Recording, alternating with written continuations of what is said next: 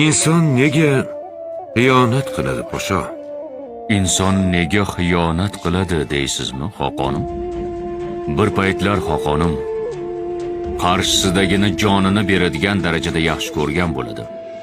Bir kuni xoqonim, bir lahza, ozgina onda sadoqatini bildirgan odami unga azob beradi, jonini og'ritadi, unga parvo qilmaydi. Odam sadoqat bilan unga o'z jonini taqdim qilgan bo'lsa-da, qarshi taraf buni sezmaydi ham.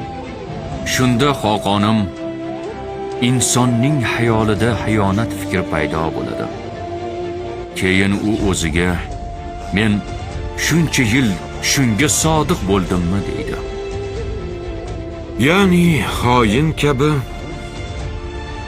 xiyonatga uchragan ham aybdor, shundaymi?